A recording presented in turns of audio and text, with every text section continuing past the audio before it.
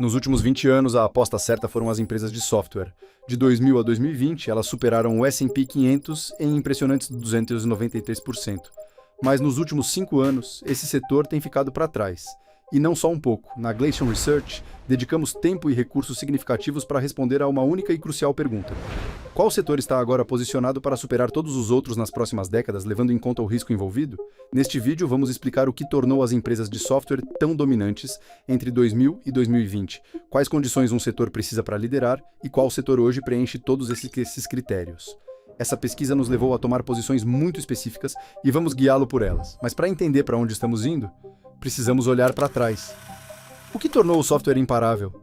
Antes do software remodelar o mundo, a economia global era movida por ruído, aço e combustão. O crescimento vinha de máquinas que giravam, oleodutos que rugiam e fábricas que nunca paravam. As maiores empresas do mundo não funcionavam com servidores ou código, funcionavam com combustível, metal e força de trabalho. Uma economia baseada na extração e transformação de petróleo, minerais e trabalho manual, produzindo fumaça, poeira e produção física em larga escala. Dos campos de petróleo do Texas às fábricas de automóveis de Detroit e às zonas portuárias de Xangai, a riqueza era criada movimentando peso, queimando energia e construindo coisas que podiam ser tocadas. E durante a maior parte do século XX, esse modelo industrial definia o que significava crescer. Mas no início dos anos 2000, uma mudança começou. Lenta, silenciosa e inicialmente quase invisível. Em escritórios, fábricas e casas, o mundo analógico começou a desaparecer.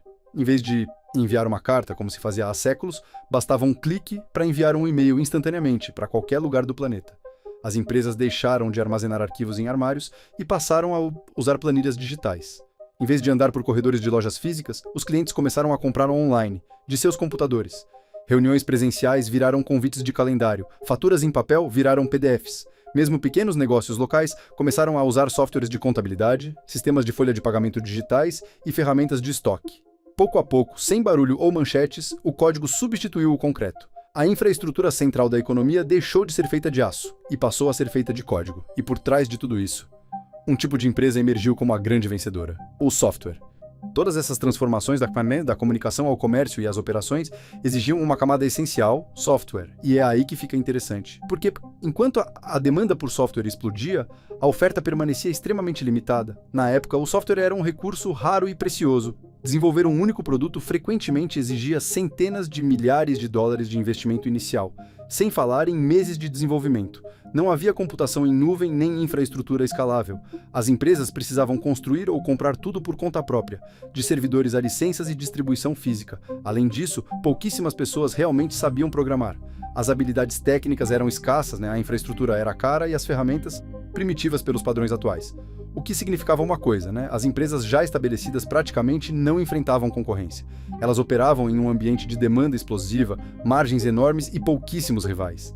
Em resumo, barreiras altas, baixa saturação e uma pista de decolagem infinita. E foi exatamente por isso que as empresas de software se tornaram tão dominantes. Mas esse ambiente já não existe. Hoje o software ainda cresce, mas não na mesma velocidade. Naquela época, nem o mundo inteiro precisava ser digitalizado. As empresas não tinham escolha. Tinham que adotar ferramentas para comunicação, operação e gestão. Era um campo virgem. Isso já não é mais verdade. A maioria das empresas já possui as camadas essenciais de software de que precisa. A fronteira se estreitou. E ao contrário dos anos 2000, a concorrência hoje está em todo lugar. Nas últimas 2 décadas, o número de desenvolvedores de software mais que quadruplicou. E eles já não programam como antes. As ferramentas são mais rápidas, mais baratas e muito mais acessíveis. A inteligência artificial agora consegue escrever código diretamente. Plataformas no-code permitem criar aplicações complexas sem uma única linha de programação. O resultado é claro, a barreira de entrada desmoronou. O que antes era uma habilidade rara agora está amplamente distribuído. O que antes exigia capital e tempo agora pode ser lançado de um notebook Mocha com em poucos dias. E os mercados começaram a refletir essa mudança. Entre 2002 e 2020, as empresas de software superaram o S&P 500 em 293%, ganhando uma fatia cada vez maior do índice, ano após ano. Mas desde então a história mudou. Há quase 5 anos, o setor de software tem tido um desempenho inferior ao do mercado em geral, com perdas de 2 dígitos.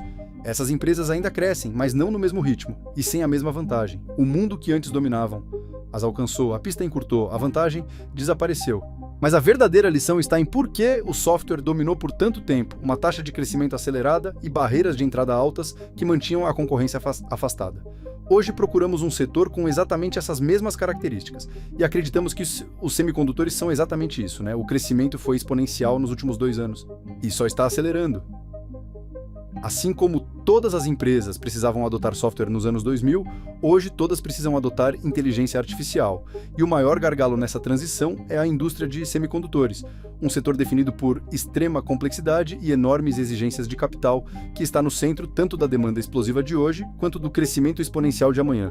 Primeiro, a base de talentos é extremamente limitada. Apenas um punhado de engenheiros no mundo possui a expertise para lidar com a complexidade do design e fabricação de chips em escala nanométrica, pré-requisito para treinar e implementar sistemas avançados de IA. Segundo, esta é uma das indústrias mais intensivas em capital do planeta. Construir uma fábrica de chips de última geração custa de 10 a 20 bilhões de dólares. A combinação de investimentos iniciais massivos, conhecimento técnico especializado e ciclos longos de desenvolvimento torna a concorrência real praticamente inexistente. Num mercado onde a demanda se acumula, essa escassez estrutural permite que os líderes do setor aumentem preços, assegurem contratos de longo prazo e ampliem suas margens. Alto crescimento, mínima concorrência. É exatamente essa combinação que cria vencedores por décadas, com riscos estruturalmente limitados. É exatamente o mesmo cenário que tornou as empresas de software dominantes nos anos 2000. Mas desta vez, o fosso é mais largo, o capex é mais pesado e a alavancagem estratégica ainda maior.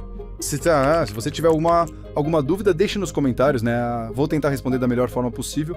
E se isso te interessar, podemos fazer um vídeo de acompanhamento detalhando as ações que escolhemos com base nesta análise e por que acreditamos que este é o setor mais promissor da próxima década. Obrigado por assistir e até breve.